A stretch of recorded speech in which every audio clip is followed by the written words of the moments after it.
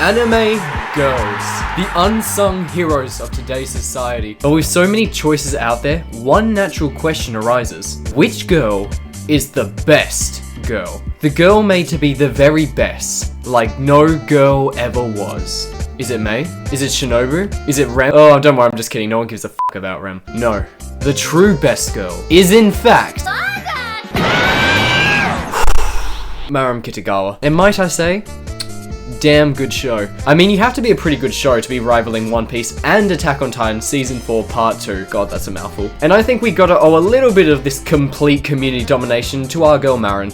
Now, don't get me wrong, I really don't want to underplay how great this show was. One of the things that engrossed me the most in this show was the whole cosplay aspect. Seeing how this show displays how much effort and work goes into creating cosplay, it honestly gave me respect for those that do it. Hell, while I was writing the script, I went back and binged the series again because it had been like 2 months, and yeah, it still hits just as hard as before. I can't pin down if it's because of the relatability of Gojo's social anxiety, the euphoria of watching the relationship between Gojo and Marin grow, or maybe it was the please don't let it be this. Alright, let's be real. Marin was an obvious appeal for a lot of people watching this show. From the bubbly personality, the amazing charisma, and overall just the fact that she was a massive fucking weeb, I think a lot of people quickly fell in love with this character. But let's be real, you didn't click this video because you want to hear about how great My Dress Up Darling is. If you watch anime, you've probably already seen this and already know it's great. No, the whole reason you click this video is because you want to know, why is it that Marin is the best girl? The true creme de la creme of waifus. And I don't want to go tooting my own horn or anything,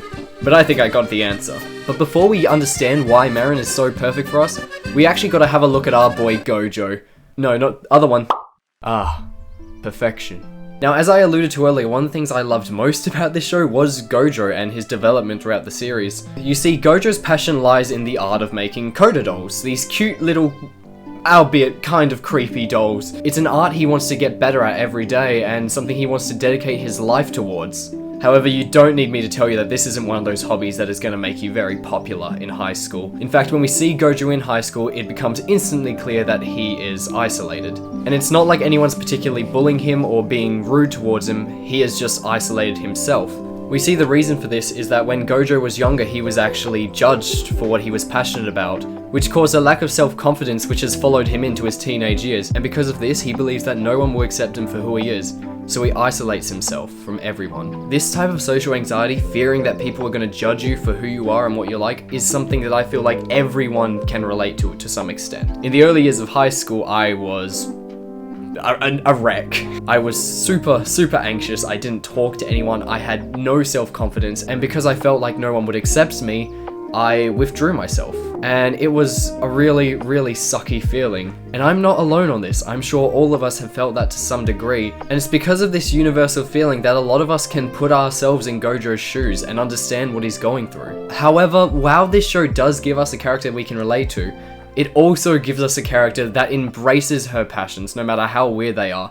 The Alpha Geek, and her name is... I kind of knew even before getting into this series that there would be something different about her. You don't gain a cult following this large just because you're animated a bit good. And yeah, I mean, when they look like they're blowing half their animation budget on your eyes alone, I think I can say you're animated a bit good. But really, I think one of the most appealing things about Kitagawa is that she is a massive nerd. She likes anime, she likes games, she's passionate about characters. She is in every essence of the word, a massive weeb. But again, she isn't just a weeb. She is an alpha weeb. Someone that loves all the same weird stuff that we do, but isn't afraid to show it. And end of the day, that's because she can do something that the rest of us can't. She doesn't care. Sometimes being comfortable in yourself today is a damn challenge. But then of course in comes Marin Kitagawa. She is a massive degenerate, but that doesn't stop her from showing herself to other people. And it's not like she's found the right crowd anyways. She's called nerdy, people insinuate she is weird, yet she doesn't care. Which I'm sure we can all agree is a mentality a lot of us would love to adopt ourselves. As the series progresses, we even see Gojo start to take on a bit more of Marin's confidence. Granted, he doesn't start running around with his dolls, shoving them down everyone's face. I mean, yeah, it's baby steps, but they're still steps. And in a similar vein for us, Marin quickly becomes almost a symbol showing us that we don't have to be ashamed of who we are. Like I said, I was never the most confident sharing who I was with people. But in the last 2 or so years of high school, I'd say, I started to share more about myself with others. And fast forward about what, 4 years, and now I'm in some of the best relationships I've ever had. So we've arrived again at the question. Why is it that Marin is best girl? I really don't want to leave this up to a simple, oh, it's a personality thing. But it kind of is. Marin's personality is, in every essence of the word, perfect. She is super relatable to her audience, but also challenges us to be more comfortable in ourselves. And now if we take all these great aspects of Marin and then compare them to other girls, I think she is a clear standout. Now, she is definitely not the first relatable waifu out there, but I really do think she does it the best. And I think that's because she was really tailored for the audience she's aimed at. She isn't some powerful ninja or evil goddess or damn flying dinosaur waifu spaceship. She's just a normal girl. A normal girl that likes anime. For me, and for a lot of us, being presented with a girl this relatable makes it almost impossible for her not to take #1 spot. So, once again, why is it that Marin Kitagawa is the #1 best girl? It's because she shows us that no matter who you are, no matter what you're passionate about, you will be loved by someone, and that you deserve it. Well, you know what, hell, it might even just be because of